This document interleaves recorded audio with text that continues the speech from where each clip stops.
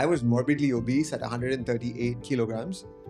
Leah, my daughter, was just learning to walk, and I couldn't even bend down to tie my shoelaces. Zurich telling me that the critical illness cover was going to be rated 100%, life cover was going to be rated 100%, on a term insurance policy that was going to expire by the age of 67. I mean, I just read between the lines, and that told me that they didn't even think I was going to survive to 67. If it was a race, I was running really fast, just in the wrong direction.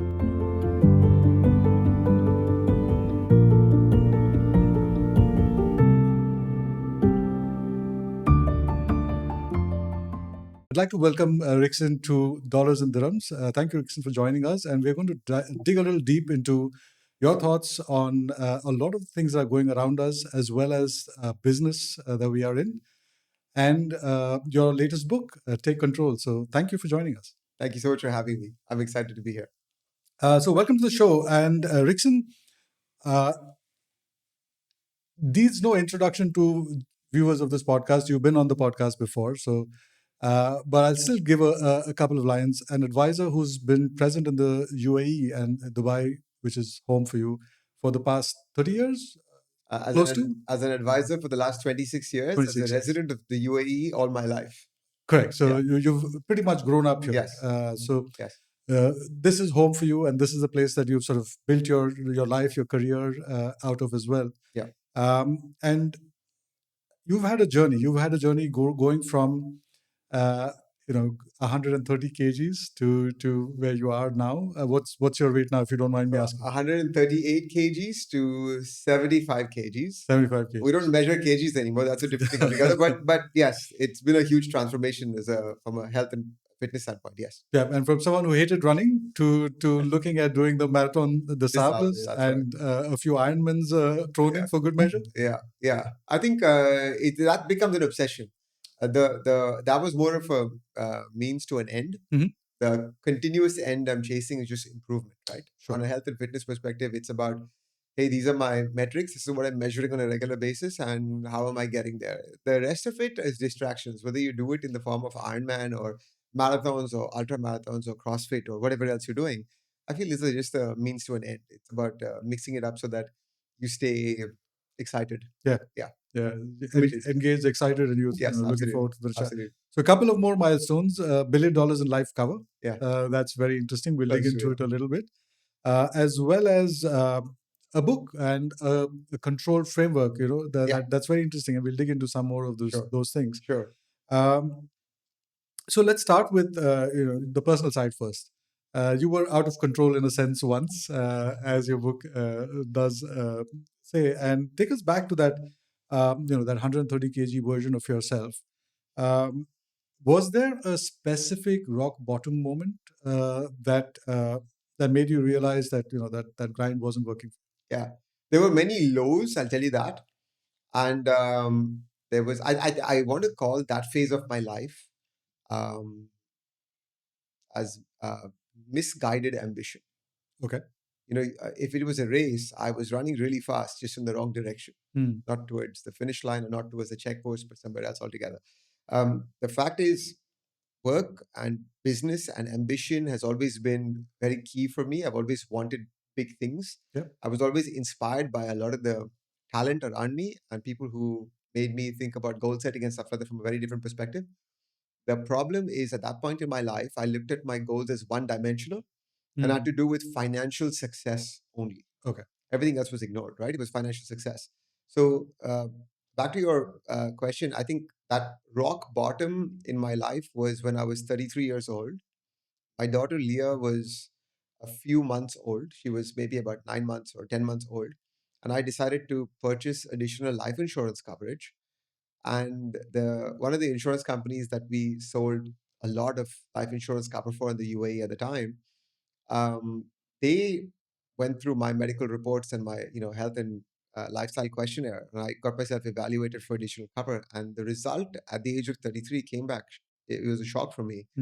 They actually increased the cost on my policy, or they rated my policy per se 100% more than the average 33-year-old. You see, it was at the point in my life when my daughter was born. My dad had just passed away a year or two ago due to uncontrolled diabetes at a very young age.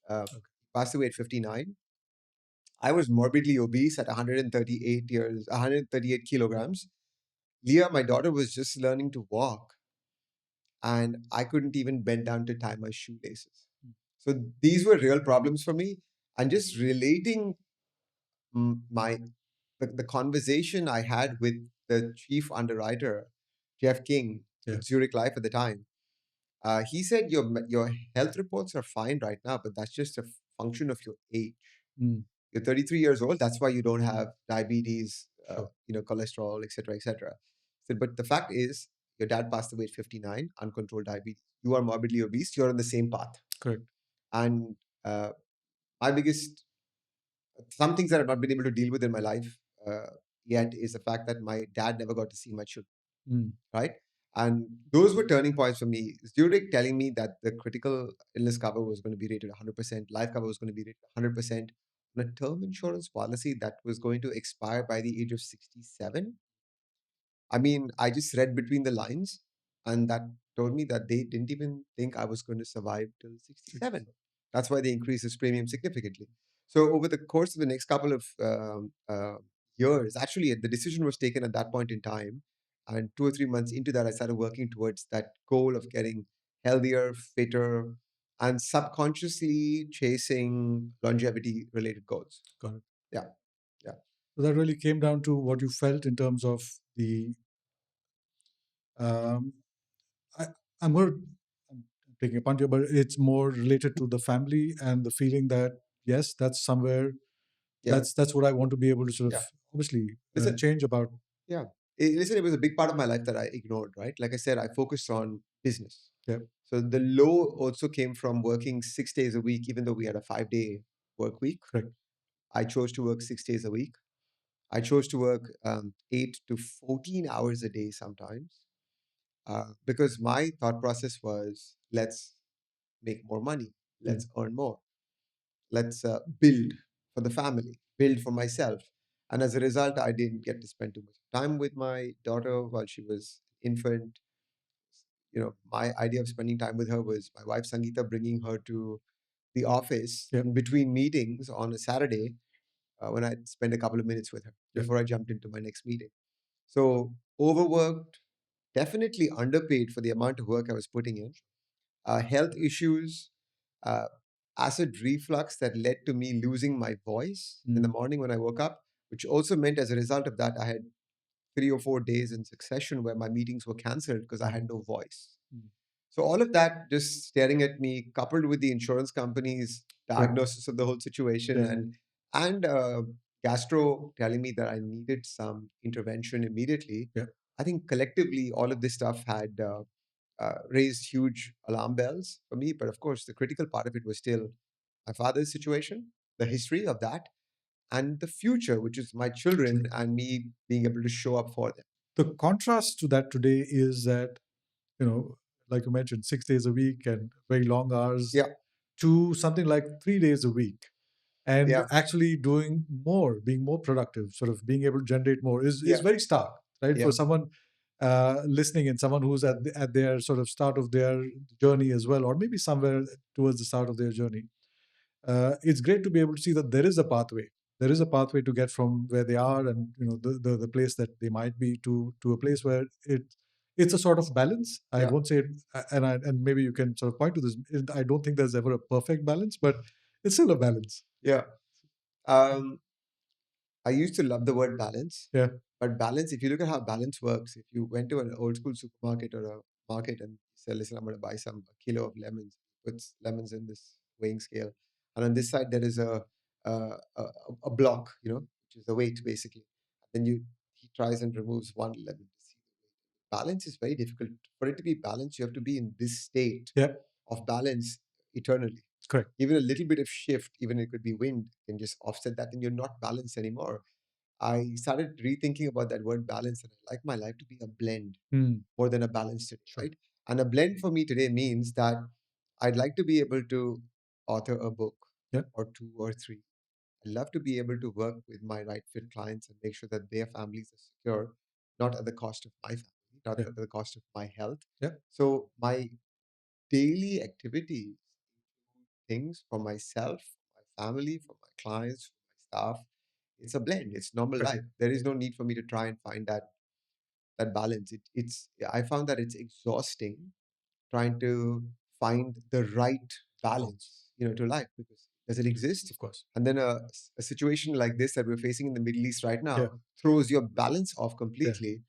And yeah, I think it's I enjoy the framage of blend today more than balance. I It's couldn't just agree it's more. just yeah, yeah, Yeah, and I think you're right. I mean, it is. It's not just two things. It is multiple things that we need to be able to sort of absolutely, manage. absolutely. You bring up an interesting point, and I think something that sort of is on top of mind for many of us in the Middle East, especially in the UAE. Um, what do you make of the current scenario, more from a business perspective, also from a perspective of your book and the control framework? If you could sort of relate how that sort of plays into the scenario that we're sort of working through today. It's interesting. You brought up the book, so I'll give you a small story on this. First of all, the Please. book is Take Control, right? And the book is the Financial Advisor's Guide to Exponential Income Growth. Of course, we've identified the niche audiences, the industry we're in, financial advisors, life insurance consultants. And the book was set to launch on the 17th of December, 2025 in New York, Times Square. Yep. I flew in from Dubai to New York on the 14th of December, full time. I needed to get to Toronto to attend a coaching program with strategic coach, and I landed over there. Got out of the airport easily, jumped into the next flight, in the sense checked in, waiting in the lounge, and instantly I received messages about cancellations of flights. I couldn't make it to Toronto anymore. This was a big, Yeah. long journey to attend a coaching program and to have the book launched in New York. And it's so ironic that the book name is Take Control. Yeah. I came there to launch the book Take Control. And at that point in time, in this chaos of hundreds of people in the airport trying to rebook flights, I was told that I can only make it there the next evening, by which time my session would have been over, the workshop would have been done. And I realized at that point in time, uh, take control is one element of things. Yep. Surrendering control Mm. is also as equally important. It's equally important. And one thing that I learned while running across the Sahara Desert, there was a gentleman that ran with me for a short while. His name was Rob Pope.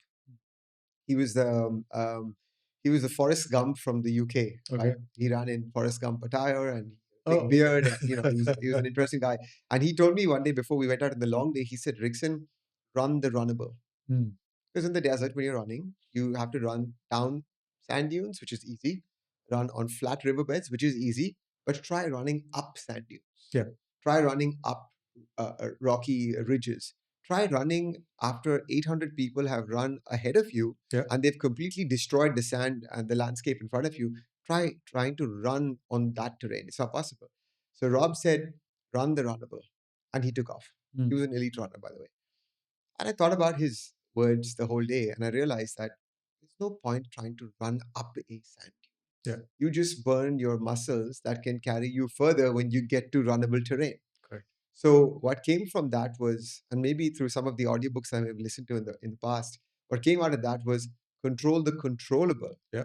So your question back to the situation in the what's going on right now, my question to anybody who is distressed about this is what is in our control, right? When I had this conversation with my kids, they were like, "Why are you?" My daughter, especially Leah, was like, "Why are you so relaxed about the whole thing?"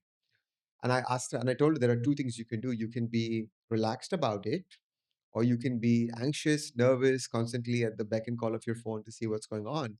But can you control the outcome of any of that? Yeah. And she said, no. I said, then if you can't control it, worrying about it is not going to change anything. What you can do is be prepared, right? You know, a certain number of things need to be done. Keep some cash handy, have your pass, all the things that we've known as backup plans. Once you've done that, listen, that's the extent of your control. Yeah. The rest is not in your control. So why even try to control that? Absolutely. So life for me, weirdly enough, has gone back to normal. Is there some anxiety? Do we get disrupted by messages telling us what's going on? Of course. Yeah. This is not normal circumstances. At the same time, I also approach it from a standpoint as different people's pasts Mm. uh, control or determine how they act today. So you can't approach this from a standpoint of judgment. So there's zero judgment over there. I just approach it from a standpoint of what do I know from history that works for me? What Correct. keeps me calm? What keeps me, I don't want to say busy, Mm. productive is the Yeah. right word. Yeah. What makes me efficient? What makes me focus on the positives?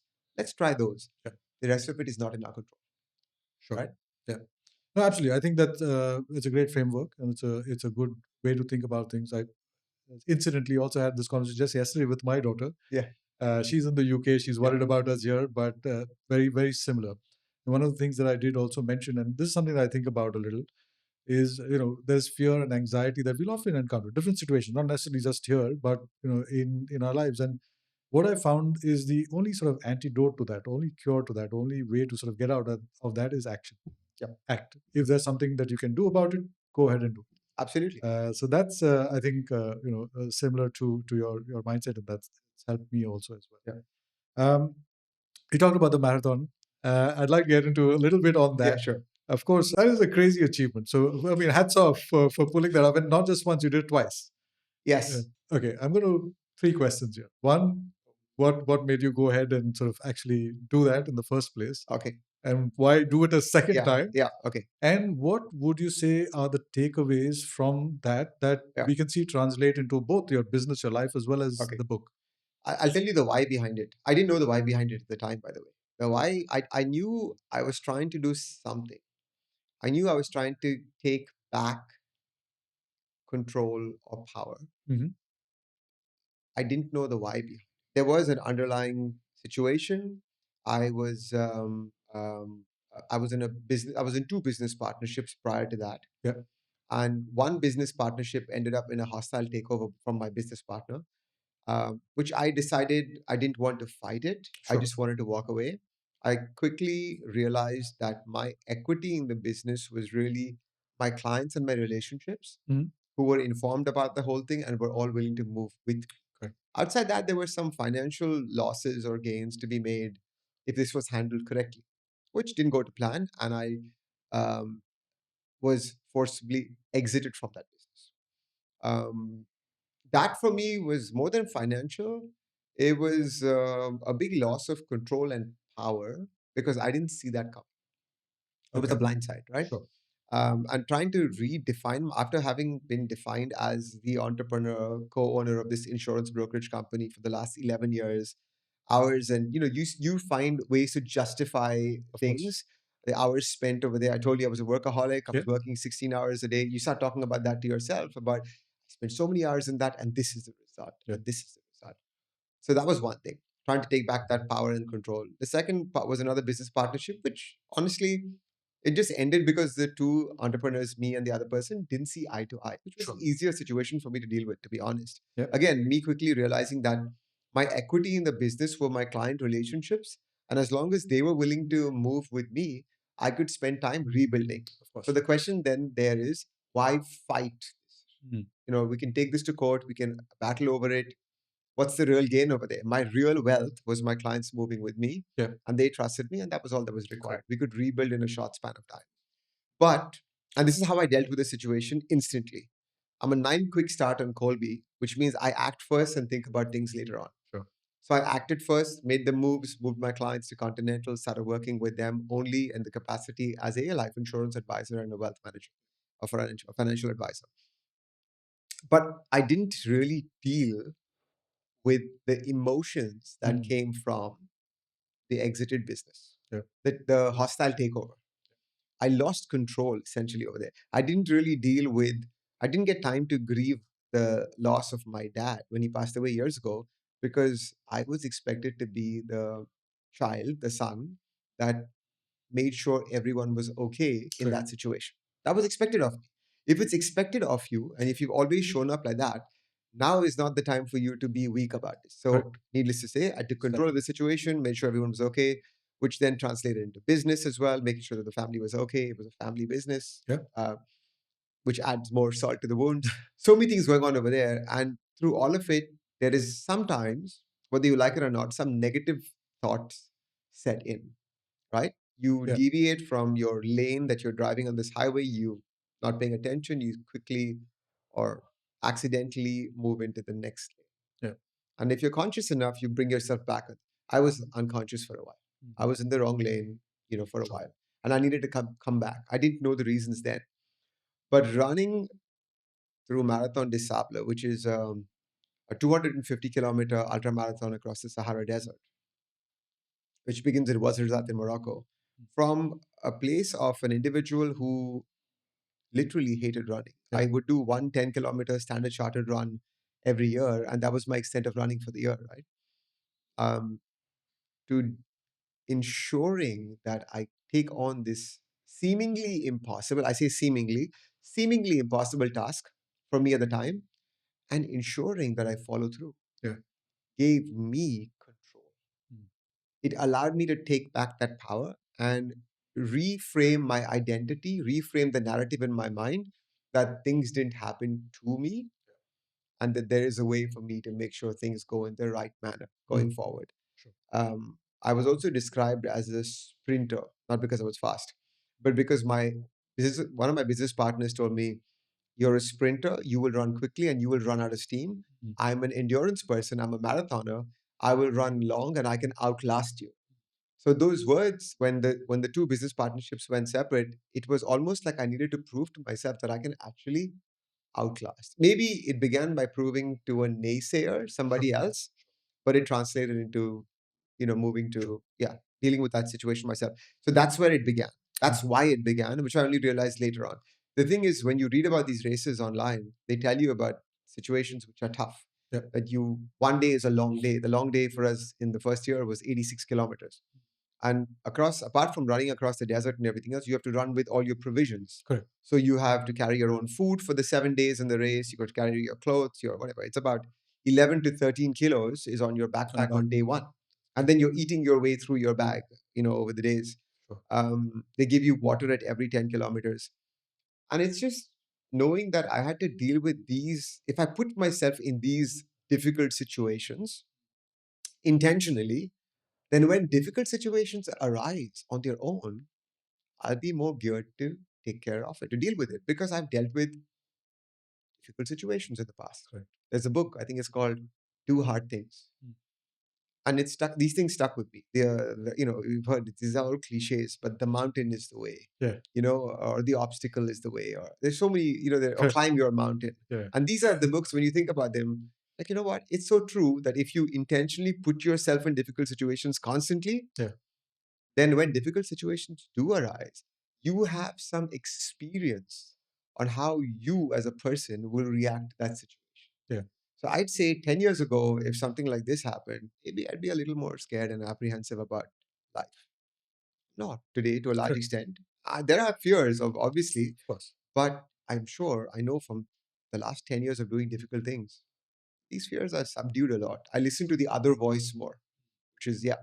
So that's the reason why this first year. The second year was because a bunch of friends, when I finished it first time, came back to me as soon as I got back from my race, and they said, "If you did it the second year, we will do it with you."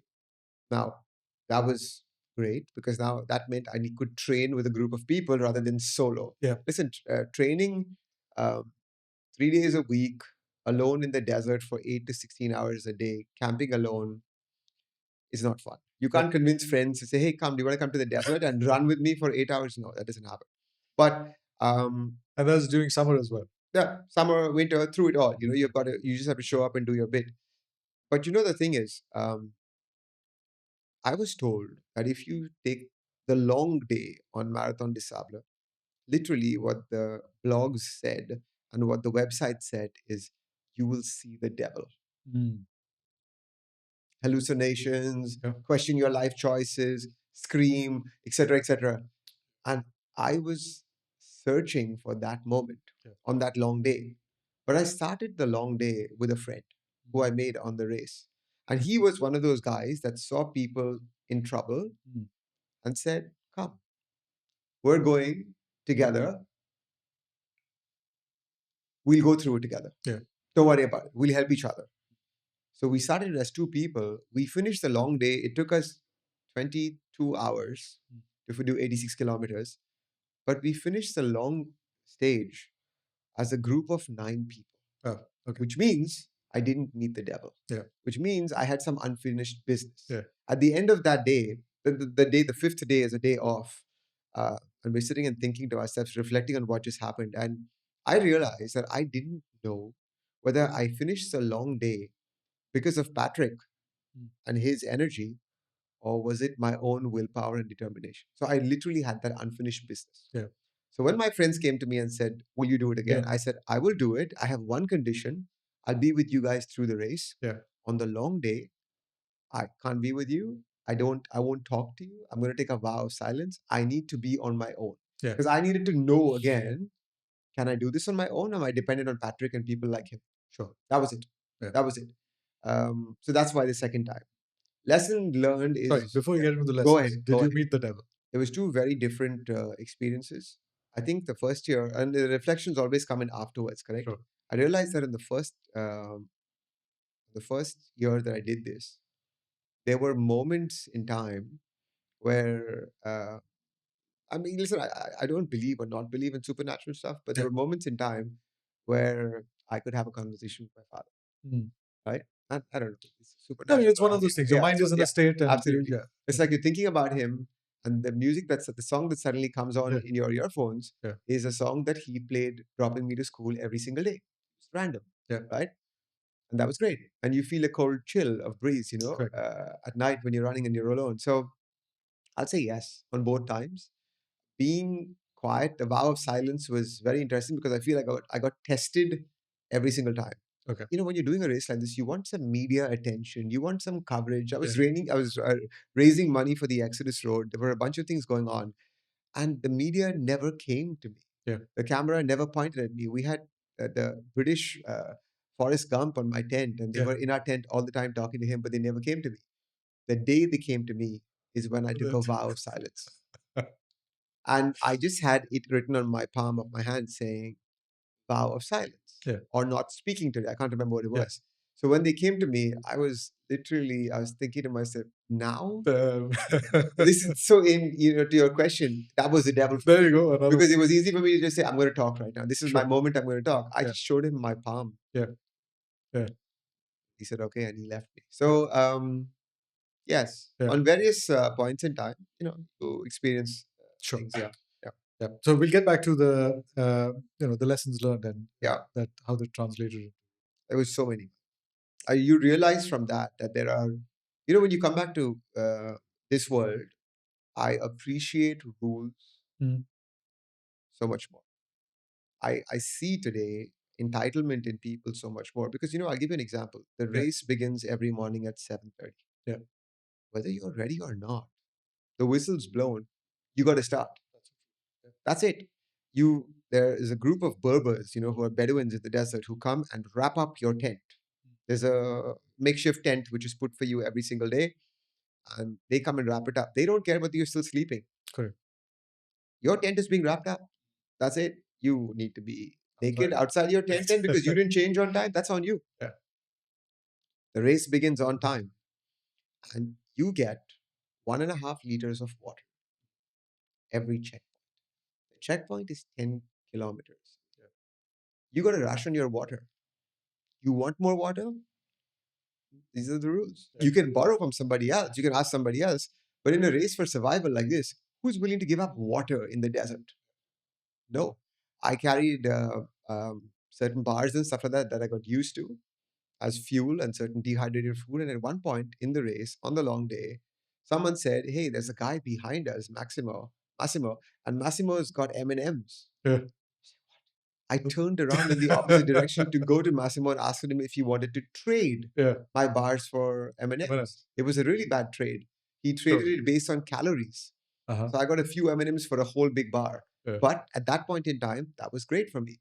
But there were so many learnings from there. And I come back over here and I think about things. There's a reason why things happen. There's a reason why you've got rules in place. And there are certain things that are given to you as resources. How you utilize them is completely up to you. Correct. You want the extra bit in life, be willing to pay an extra price.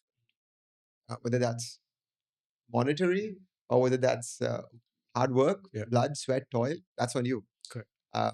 But yeah, I think I came back as a different human being. It's difficult to explain to someone who's not been through those Sure. situations how these things shape the rest of your life. It's very difficult. Um, but yeah, but it those that race and a couple of other things I did after that over the course of COVID and everything else just changed everything for me and how I see life. Yeah. Right. Changing tracks a little. In your book, you talk about the N in control, numbers, and uh, most advisors track their commissions, but you track conversion and capacity. Yeah. So I'm curious. So why is knowing your enough number, more important than just chasing a year? Of course, financial advisors, life insurance consultants, predominantly a commission-driven business. Yeah. Predominantly, we know commissions, and when we talk about numbers, when I've spoken about this, at different events, they always talk about the numbers element. Of course, we know our numbers, we know the commission, and that's amazing. So I'll give you a great example. Right, years ago, we worked with an audience where we already started defining our audience. Correct. But we worked with an audience where um, an average case would earn us $40,000 in commissions. Okay. Right? And that's all we tracked, $40,000 in commission. So if we did 7 of those cases, we make $280,000. That means that year we told ourselves that we will only work with clients whose income is X. No other definition. This has to be the joint household income. Okay. So let's assume the joint household income was $300,000, for instance. Yeah. And we know if we land a client whose joint household income is 300,000 US dollars, by default, we should make about $40,000 in commissions on that case. And we needed 7 or 8 of those pieces of business that year for it to be a successful year for us. Also, remembering that we had a group of existing clients, legacy clients, who were constantly adding more to the pot on a regular basis as well. That's all we tracked, $40,000. With after a few conversations in some workshops, we started tracking the amount of time it took us to close that $40,000. Okay. So one thing that I talk about in the book is I say there's a quote and it says that 2 clients can earn you exactly the same commission, but can cost you very different. Very true. Yep. And that comes down to the man hours put in. Correct. So here is client A, who you're going to make $40,000, and client B, who's going to make $40,000. Client A is a person that makes that decision in 2 or 3 meetings. Very clear, goes through the process, doesn't, deflect, Yeah. knows what they want, has the right means, and it's through. Constantly seeks your advice. Yeah. And when you provide that advice, takes the advice, implements a solution. Client B, same means, everything else staying the same, except maybe unreachable because of their situation. They may travel, they may have crazy jobs, may have multiple advisors that they're bouncing off ideas, taking your proposal, passing it on to somebody else, may not completely buy into you as an advisor. Correct. I'm not going to go into the underlying reasons why. Sure. But for whatever reason, if you spend 12 hours with this individual where you earn $40,000, maybe with this individual, you're spending 24 hours. Yeah. And this is just landing them as a client. We're not even talking about the service element of it. Correct. Because the service element of it is when you're saying, we need to move things around, we need to buy a couple of other things, and then they go silent for weeks. Yeah. And you've done all the homework, your team's done all the work, the documents are prepared, more man hours have gone into it, and they're silent. Yeah. And then when you have to do the presentation again, you have to work all those the way numbers again. So we're not even talking about the servicing element, but just landing the client, now the commission is the same, but the cost on your resource, which is predominantly time, is so much more. And I urge advisors to think about that side of things. Just because 2 individuals' financial abilities are the same does not make them even or equal. There's nothing wrong with either of the two. Yeah. The question is, as an advisor, who do you want to serve? Some people want to serve the other client who've got analysis paralysis. Sure. And some people want to be with this individual. Correct. And it's critical to just know that, which is your lane, And then is it efficient? Yeah. Then you can move from $40,000 to $400,000 by being very clear, just copying and pasting that same formula, but just changing the income capacity or the buying capacity of the client, Correct. moving up, right? So I think this is something that came to us years ago, and it was because I was trying to write top of the table business as far as MDRT calls it, and we were told that I needed to write about 150 cases a year because that would mean I could get to top of the table easily from a commission perspective. And honestly, at 132 cases, I was burnt out, morbidly obese, acid reflux, loss of voice, overrated life insurance policy premiums for myself. All of this was a result of chasing that. Yeah. Today, we would, if you think about those metrics up top of the table, today, a case that we could write will probably be 10 or 12 times the top of the table So in requirement. a single case, you're closing out and covering the top of the table Absolutely. requirement. So the interesting shift comes from knowing that. And I'm not saying this is the way to go, Sure. because I also know advisors who serve the masses Yeah. and still do the same numbers. Yeah. And they just have a different method. Correct. That appeals to them. Knowing that is critical. So I think when you talk about knowing numbers, this was just one part of it. Mhm. There's so many other elements to it, though, right? It's understanding who the right fit client is. Yep. Understanding what is expected of yourself. Understanding what is the who is your hero audience, and what is the problem in their life you want to solve. Yeah. So we'll come to that. I think Go I've ahead. got a Yeah. couple of questions on that. Yeah. But before we go there, one thing, you talk about the right fit client, and I think it's a big Yes. part of your journey and your story as well. So my question is around definition of the right fit client. Mhm. It's not just their bank balance. Mhm. No. I mean, there are other elements that you bring Absolutely. to the conversation. Can you sort of give us a little more depth on that? So I'm a firm believer in lifelong relationships. Yep. It's very critical. So over the course of working with people, you realize, and energy flows really differently for different people. Yep. And when you deal with different people, your energy flows differently. There are some positive emotions and there are some negative emotions. And we look at these things and we say, where do we perform at our best when we're in the positive space, working with the right kind of clients? All we did is we identified, in our industry, we would say these would be our top 5, top 10 clients. Sure. Who are these top 5 and top 10 clients? What are their characteristics? What's Right. their DNA? Yeah. What do they have in common? Maybe it's an age group, maybe it's an ethnicity, maybe it's their net worth, maybe it's the way they view family and relationships, maybe it's a specific sport that you have in common with them, Yeah. maybe you went to the same college as them. There are so many different characteristics that makes combined makes these top people, these 10 people, your top 10 clients, why you love working with them.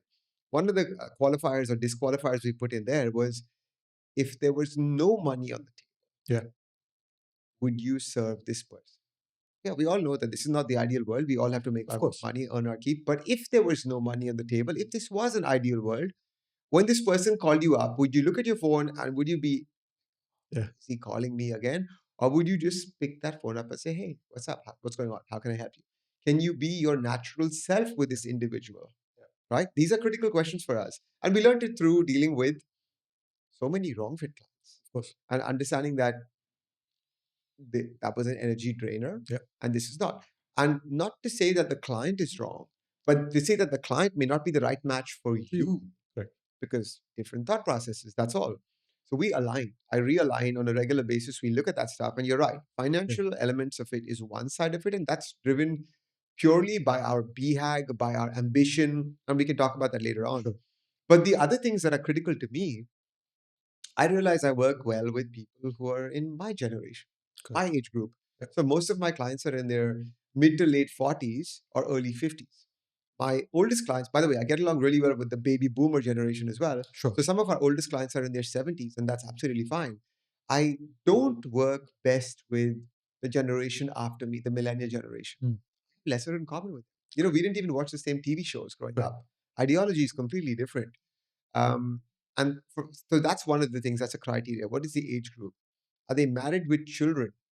Family is very important for me. And I work best with clients who are married with children.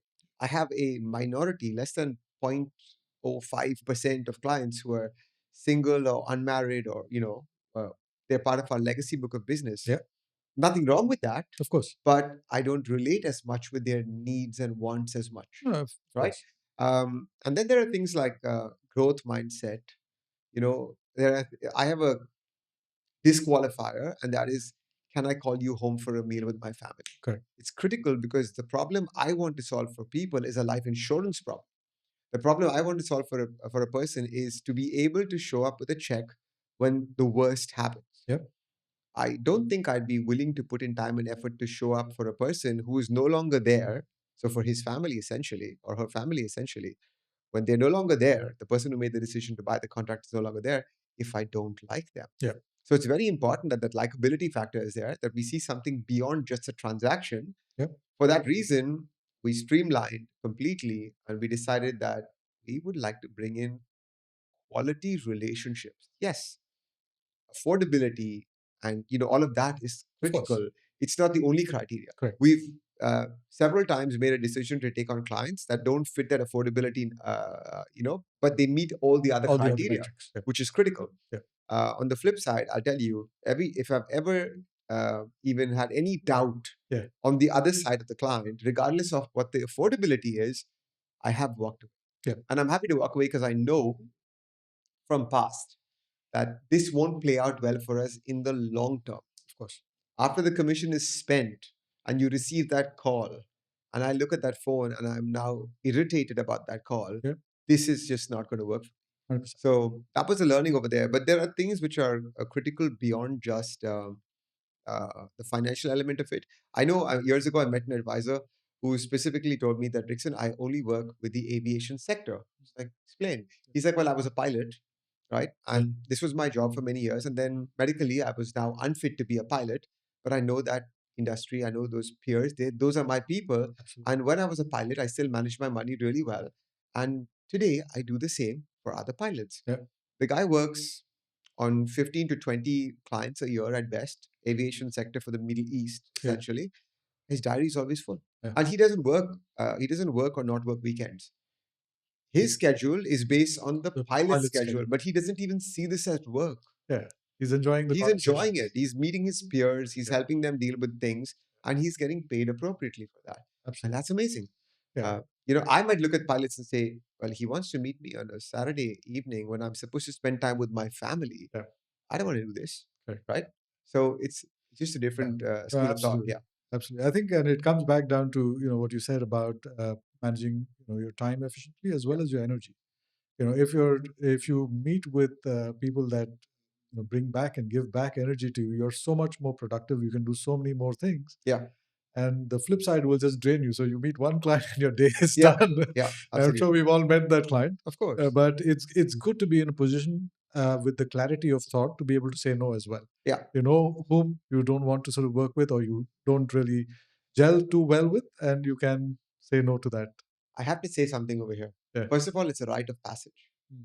You have to deal with all kinds of people to know who you like dealing with and who you need to avoid. Yeah.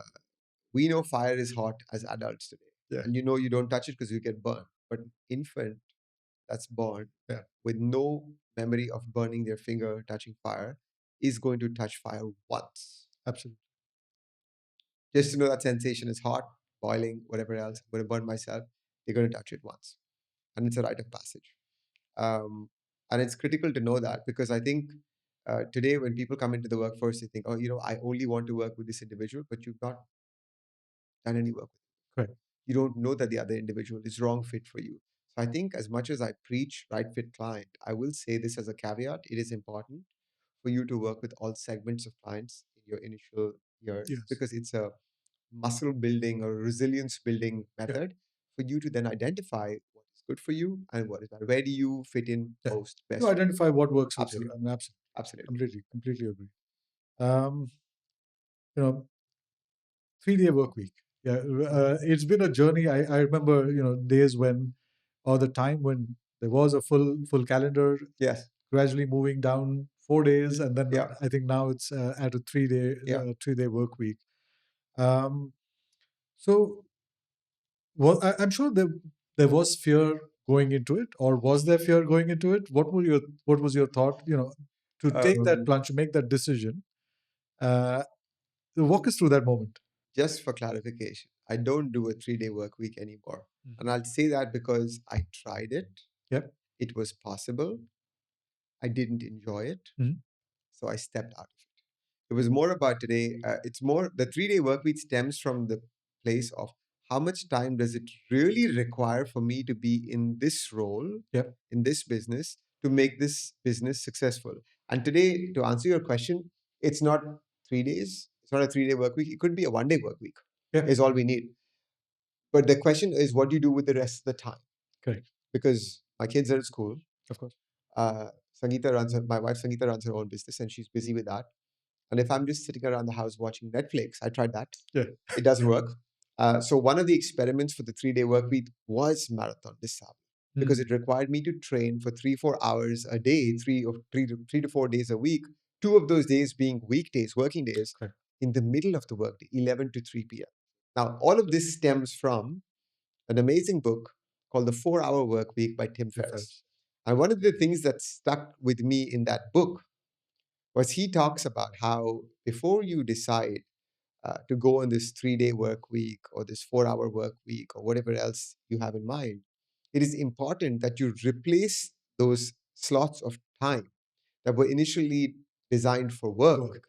You replace it with another activity. Correct. So, case in point, when I was training for Marathon des Sables, it was replaced with running. Of course. It was replaced with recovery. Training and recovery. It was replaced with so many other elements that needed to be there.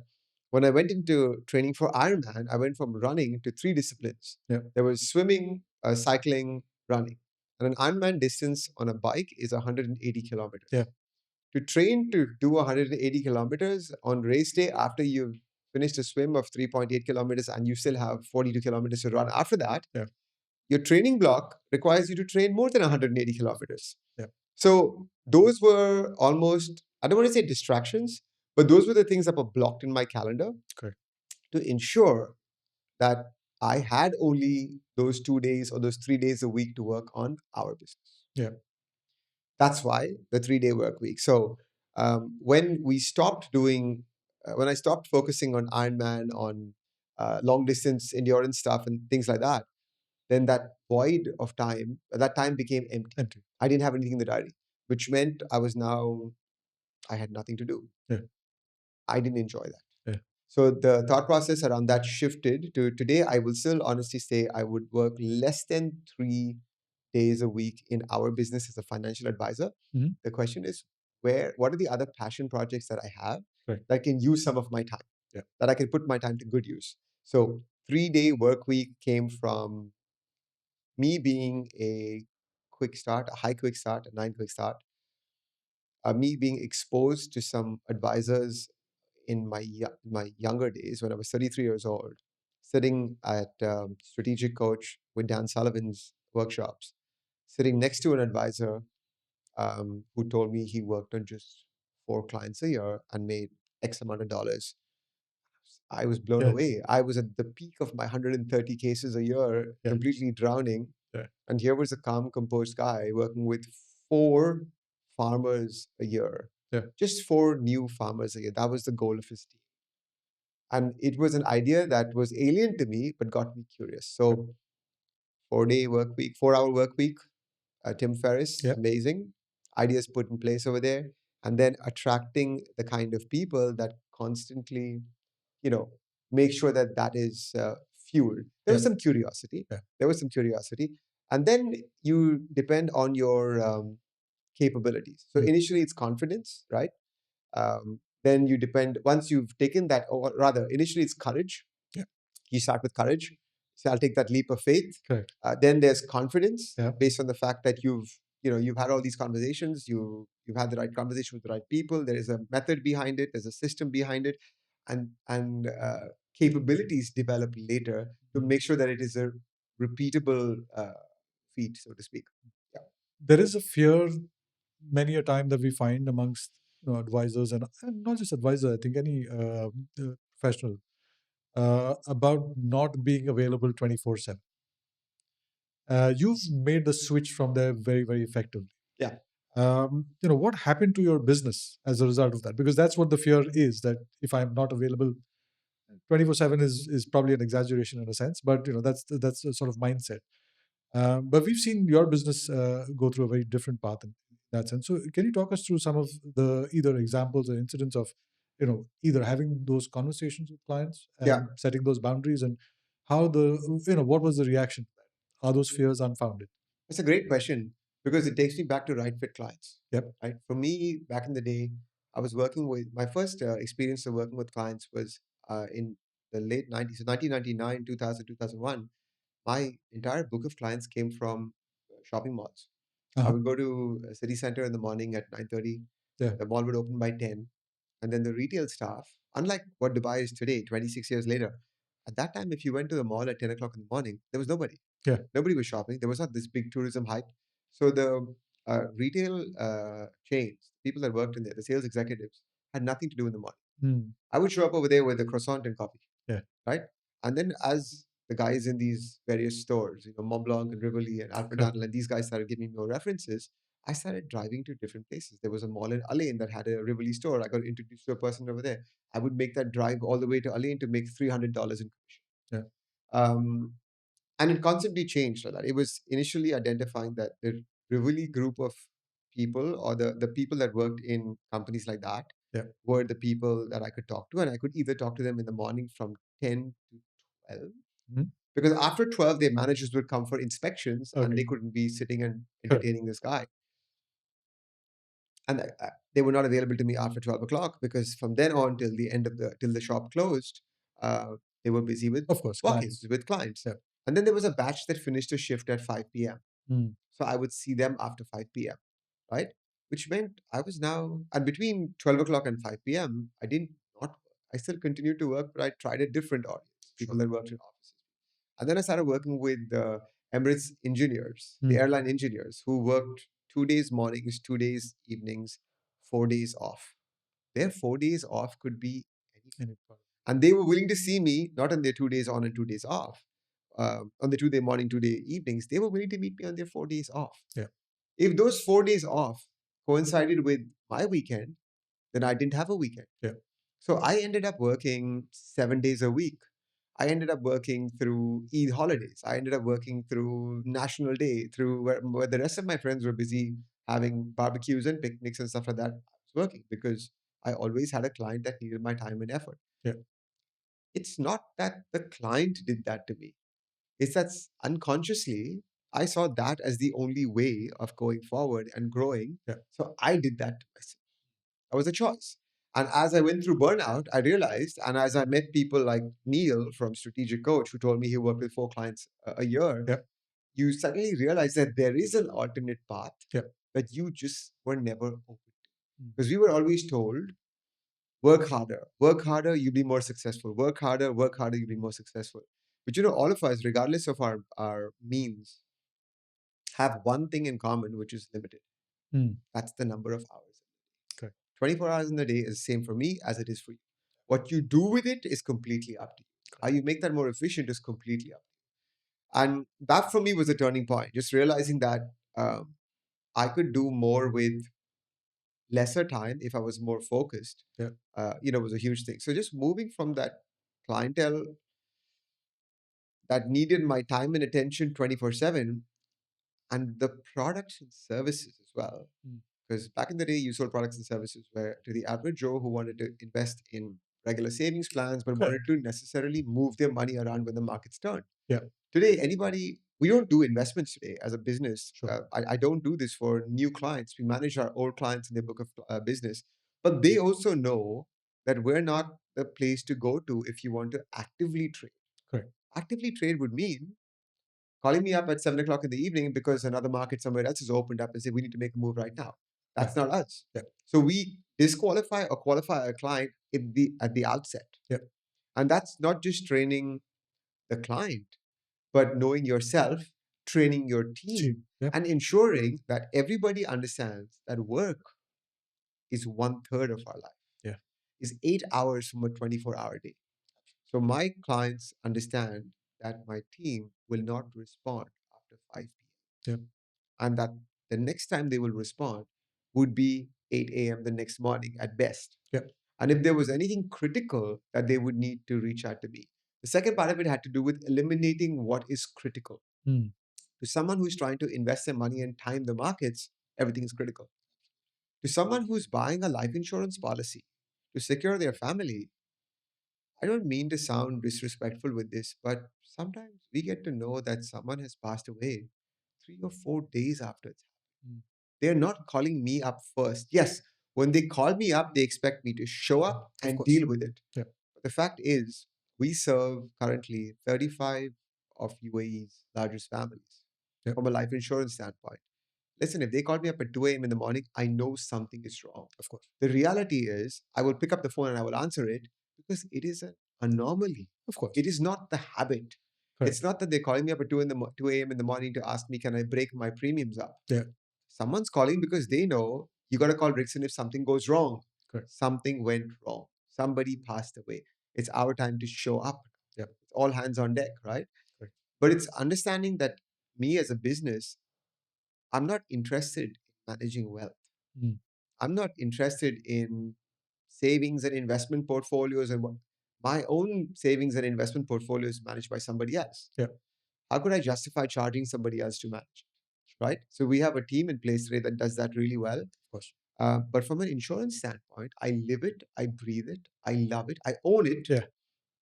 And when I talk to my clients about this, they are assured that if something went wrong, call Rickson. Yeah. Call the team, call Rickson. Look, I will answer the call. It's understanding what are those situations that will allow you to live that life of blend Yeah. that you initially planned. For some people, I've met advisors who say, I love the energy of investments. Yeah. I love the moving markets. I love it when people call me and I let them know what needs to happen. Correct. And they will do this 24/7 anytime. Oh, yeah. Look, Oh, yeah. amazing. That's not me. I just want to be able to solve that one big problem. I feel like my mission in life is to show up with a check. Yeah. I'm not the first person people call when someone passes. Yeah. You know, I'm not the first person. But when they call, we show up completely. And it's usually when they call is usually during work hours. If it's off work hours, I'll take the call because it's lifelong relationships. They Correct. have been invited to my house for a meal or they Of are course. pre-qualified. We've seen them at social events. They know us personally. It's not just business. Yeah. Right. So that's the thought process which shifted, which moved things around for people as well. I think the most difficult part of it was teaching our older clients Mm. that this is who we think we have become, who we're becoming, and to coach and train them not to call us. Yeah. It was a process. Yeah. It was restructuring products, letting them know very honestly if this is what you want, we are the wrong fit, Correct. meet these individuals, and walking away from that. It's teaching others that if you do want to stay with us, we'll take a passive. Sure. It could be a small portion of your portfolio, but we will park and we will monitor. We'll Yeah. identify the right portfolios and we will monitor. We will rebalance. Yeah. Nothing requires a call at 2 a.m. in the morning. Markets are crashing, oil's going up, gold is crashing. Move our money right now. Right? Yeah. I love the way you framed it. I think it's important to be able to look at it from a perspective of both, carrying the clients along with you, coaching them. Obviously, there is respect in that regard that you show the client as well, and Yeah. they appreciate it. And Yeah. like you said, I think they all understand some of Absolutely. those things. Absolutely.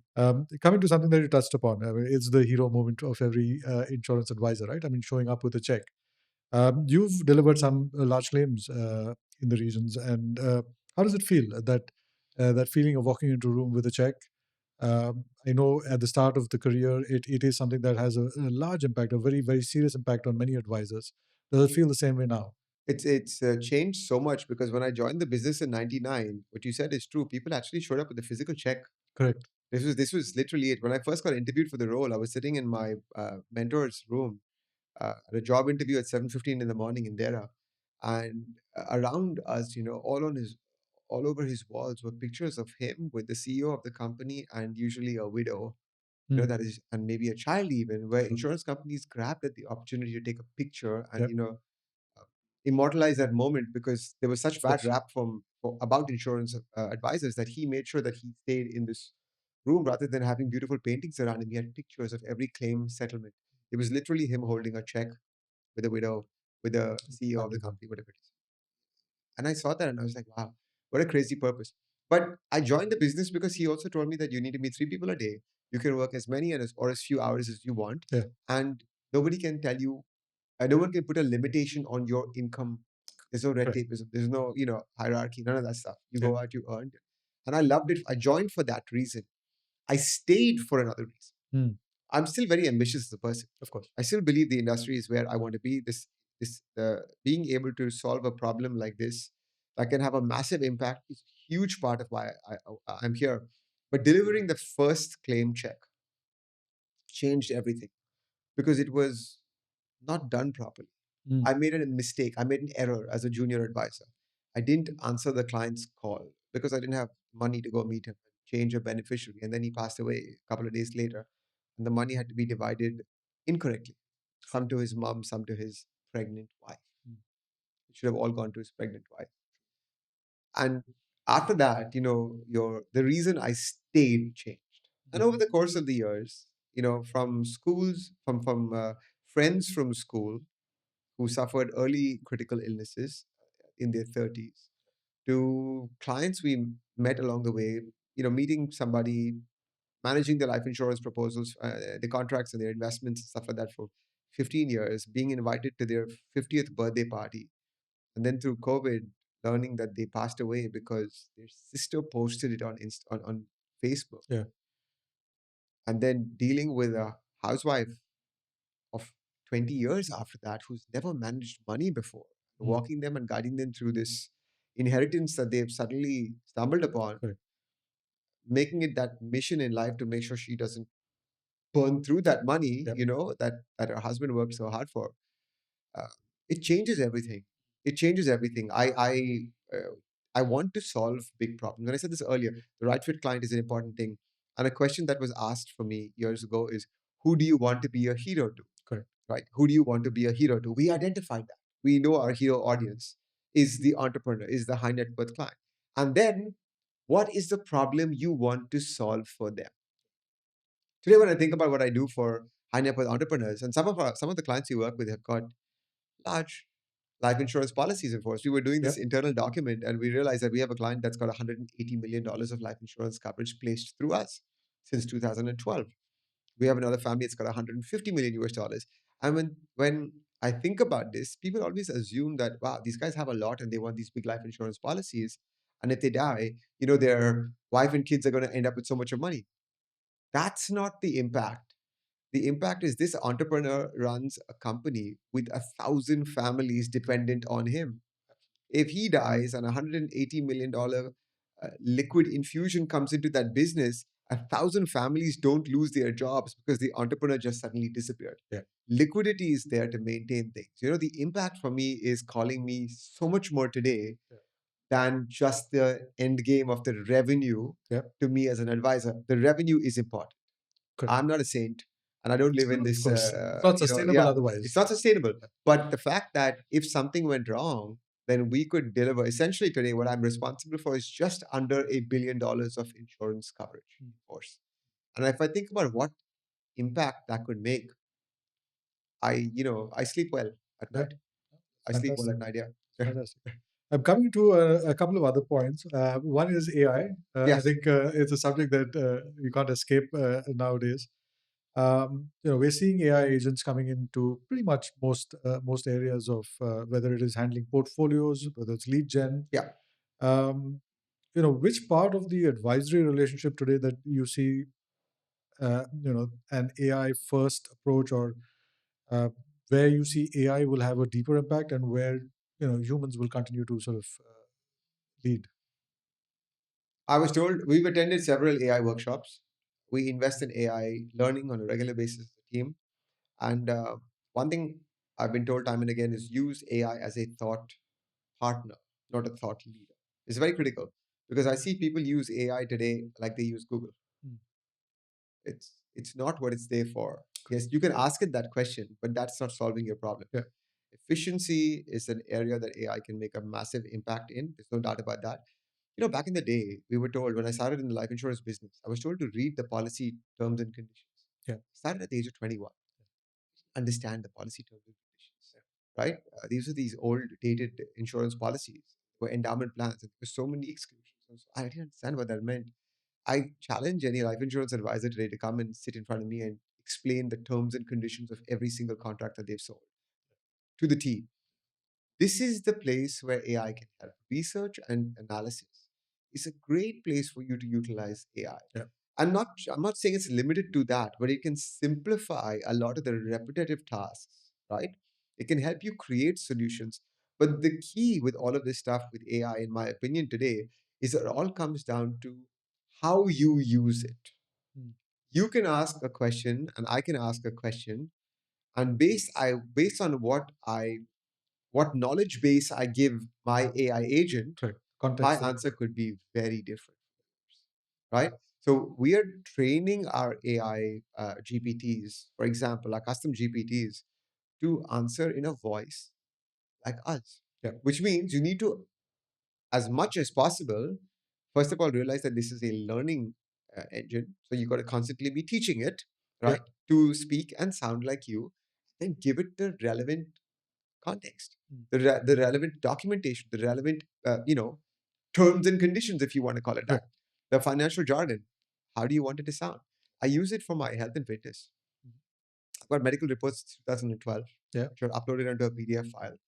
And there are 3 or 4 books that I swear by. And when I ask questions, I want the answers in relation to those books. I want to know, based on those books, where do I stand in my health and fitness? And there's a custom GPT, which is running on all my platforms. If I have a question about supplements, Yeah. I'll run it there. I'm not depending on that solely. Sure. But it gives you a second opinion. It gives you an alternate opinion. And if you can ask it to verify sources, if you can ask it to give you to challenge you in a different way, give a second, different thought process. There's the possibilities are limitless. Yep. I think though the critical thing is you need to get trained. You need to constantly learn. AI is always learning. Yeah. You can't take up a course one day for 4 hours and expect to know AI inside out. If AI is always learning, you need to be always learning, always using. Absolutely. This is critical. If you're not up to speed, then you're Yeah. And you have to keep pace, you're and the dated. only way to keep pace is to sort of experiment with it Yeah. and try it, and Yeah. make as many mistakes as you can. Absolutely. You touched upon something. I mean, with regards to supplements, etc. Today, we are seeing a lot of traction, especially among the high net worth families, with on the side of longevity, Yeah. wellness, and longevity. Yeah. And what are you seeing? How has the conversation changed with your with the high net worth families that you work with? It's amazing, right? To sit and think about what you can do if you know there is a way to do that. Mm. There's more awareness today. There Correct. is more awareness today. There are books on longevity, Yeah. which you hear about all the time. There are events that take place solely around longevity. Dubai just recently witnessed this wellness and longevity event that took place over a couple of days, and it was Yeah. massive. It was huge, and there's more knowledge. There is more noise at the same time, but there is more knowledge. And in the high net worth and the ultra high net worth space, there is more affordability to implement, Of course. Yeah. right? So the means are there. The conversation today, it's ironic because we sell life insurance policies Correct. that are designed to pay out if you pass away. But these policies are also contracts which are designed to outlive you. They Yeah. will run if you live till 141. This policy is still in force. It's not a problem. It'll pay out whenever you pass on. On the flip side, insurance companies have also taken a stance over here Yeah. that we are invested in your health, because the longer you live, the more profitable we are. Correct. The lesser claims we need to pay out. And they're very open about this, to be honest. And I don't think this is wrong. I think aligning this with the client's interests is critical. It's a win-win, right? I mean, because obviously the client wants to live longer. The insurance company also wants you to live longer. Listen, from personal trainers to infrared saunas, and again, it's changed, because back in the day, wouldn't hear about people in the Middle East having a sauna at the house. Yeah. Today, having a sauna in the house is not that much of a stretch of an imagination. It's not crazy expensive. You can get a 2-person sauna. Yeah. You can get into those habits. There are so many things that I think today that the high net worth and the ultra high net worth space is implementing with their freedom of time, with their freedom of money, with their freedom of choice. You always have people that struggle with this, Of course. but I think generally speaking, there's a bigger awareness. They're more in tune with it. There is a big move towards checking up on yourself. I just ended up doing a DEXA scan 2 days ago. I'm curious to see what my bone density looks like. Somebody asked me the other day, "You're wearing a CGM. Yeah. Are you diabetic?" It's like, no. So why are you wearing a CGM? I just want to know what's causing a sugar spike. Yeah. And why do I have a sugar crash? And when I'm running and I'm fueling, I want to know that I'm curious about the data. Do I have to wear it for the rest of my life? No. But it's a curiosity and it's teaching me a few things, right? Yeah, I think there is a big move towards that, definitely. People are looking to live better, healthier, longer lives if they can. We also recently saw two pictures put up on screen. There was two actresses, right, from Hollywood. One was one of the women from Golden Girls. I don't know which one it is. I mean, I don't know her name. And the other one was Sandra Bullock. And the two images put next to each other were of them at the same age. When the Golden Girl was 60 and when Sandra Bullock was 60. They are very different 60-year-olds. Yeah. Right? So that has changed. The imaging around that has changed. The thought process around this, what does the typical 60, 70-year-old look like? My father-in-law is 83 years old. And touchwood, he plays tennis once or twice a week. Amazing. So I think it's changed. I have a few rapid fire questions. Shoot. Let's go. So Shoot one, is the wrong one word. book, one book every advisor in Dubai should read, beside yours. Of course, take control, please. Go and get your copy. But yeah, I love the book Take Control, of course, but there's at the end of the book we have listed out a series of books that have shaped me. Yeah. Right. It depends on what you're chasing. I don't want to bring it down to one book. It just depends upon what you're chasing. But I think a book that we can all learn from as an advisor is a book called The Trusted Advisor. Okay. I can't remember the name of the authors, but there are 3 authors, and it's an amazing book to read. It's not just for life insurance and financial services advisors, but it just talks about the role of an advisor, right? I thought that book had a lot of impact to me personally. I think another series of books that I encourage advisors to read, and I say this because advisors see themselves doing a job. But if you're a commissioned advisor, in all reality, you're an entrepreneur. And I hear people say this, I'm an entrepreneur, I'm a financial advisor, I earn commissions only, but they don't act like it. Correct. They act like they're doing a job. Yeah. They act like their growth is dependent upon the company they represent and whether the company invests in them or not. Absolutely. The entrepreneur does not do that. The entrepreneur invests in their growth on their own, And in their business. in systems, in processes, in infrastructure. And as advisors, I see the people that make leaps and bounds in their growth are the ones that are willing to invest in themselves and their teams. Yeah. Whether it's growth and learning, whether it's processes and systems, constant investing back into yourself. For that reason, books that I would recommend very strongly is the EOS series of books by Gino Wickman. There's Traction. There's what the heck is EOS? And one of the books that I recommend very strongly is a book called Data. Yeah. Right? It just is an amazing book on understanding what truly is happening behind the scenes and what should you be tracking. Yeah, there's one more, Rocket Fuel, which is also very Rocket Fuel is amazing. Absolutely, yeah. The best investment you ever made under $1,000? Wow, you said rapid fire. Probably my iPad. Yeah. Okay. Well, actually, not even the iPad. Maybe my first iPhone. Yeah, because context is I started as an advisor in 1999. Yeah. We had a rate book. We had a calculator. We had, a series of things that we needed to carry with us, right? Even at one point, a measuring tape, because some people didn't know what their waste was. Yeah. Today, it's very different. Today, I was attending this conference that told us in our phone what we carry today as computing power versus versus years ago. So you have a torch in there, you have a calculator, you have a timer, you've got financial calculators in there. You've got absolutely everything. Your CRM of your company and your business lies in there. So today, when I think about it, that phone today, if it's used properly, is powerful. 100%. I mean, it is meant for more than just Instagram, TikTok, and Facebook, right? But if you use it appropriately, there is a world of limitless possibilities that you can use it for. So absolutely, huge investment. All right, awesome. One thing you've radically simplified in your work and that you've become obsessively intentional about. Unique ability. Everybody stays in their lane. So I'm an advisor. As an individual advisor, we have a support team of 12 people working with me. Nobody works in any other person's lane. My job in the business is to look at big picture, be the visionary, understand the client's problems, identify the clients, understand their problems, and provide the solution.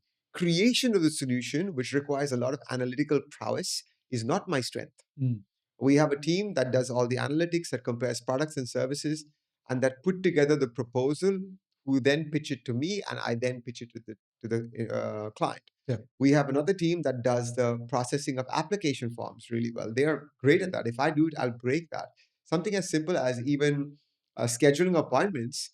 I may get into a period of a couple of months like I'm in right now where I don't have a scheduler, and I will break the system. Yeah. So just from a simple perspective, it's unique ability, just doing the one thing that you do best and staying in that lane and letting everybody else do what they do best. Fantastic. So the whole team follows. We have what we like to call it strategic coach, a unique ability team right now. Awesome. Yeah. That is really good. Okay, the final one. 30-second pitch to the younger Rickson starting out now. Wow. I was okay. Find your right fit client sooner.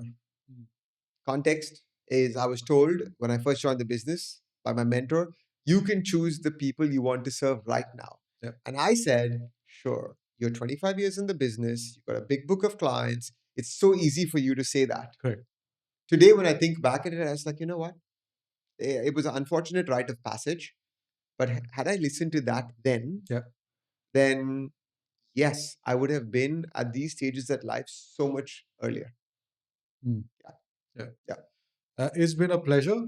Thank you so much for spending time with us. It's always a pleasure to talk to you and get your That was insights. all mine. Thank you. I haven't asked you this, but I'm going to do a giveaway for our audience, if you're okay with it. Okay. A signed copy of your book for someone in the comments who writes to us. I think the team will decide on the criteria. Absolutely. But we'd love to do a giveaway of your book, a signed copy to one of our viewers. Absolutely. On another note, I consume books myself by listening to audiobooks the most. It was a takeaway from one of my business partnerships where he identified that I have a lot of gaps in my time and I can listen to it if I don't have the time to read it. And I buy books. I buy the paperback or the hardcover versions of a book that I really enjoy and I think I need as a reference book. So on that note, what I do want to say is we have an audible version or an audiobook version of this book releasing later on in March. And we will announce across all socials when that happens. And that's basically how I consume most of my books is through an audible version. Awesome. Any message that you'd like to leave our audience with? Any handles that you'd like to sort of share with them so that they can reach out or follow you? Sure. Handles are easy. On Instagram, I'm an Ask Rickson. On LinkedIn, if you search Rickson Dsouza, there's one bald guy with gray hair on his face. What I did want to say is Take Control as a book is not advice. Take Control as a book is literally how I function in business. And the reason this book was written is because every time we spoke at events, we were constantly bombarded with questions from the advisor, asking us what we're doing, how are we doing it. And an amazing idea was shared with me by my then content creator, who said, we should turn your presentation into a manuscript with FAQs so that you're not repeatedly answering the same questions. That's why the book came out. So it's not advice to any advisor. It is how we operate completely. And it's also an under 2.5 hour read, even if you're dyslexic. So there you go. If you'd like to understand how Rickson has been operating, how Steam works, go ahead, read the book. And if you don't understand anything about it, drop us a line or drop Rickson a line, and I'm sure we'll be able to get back to you on that. Thank you again, Rickson, for your time. Pleasure. Our pleasure. Thank you so much. Thank you.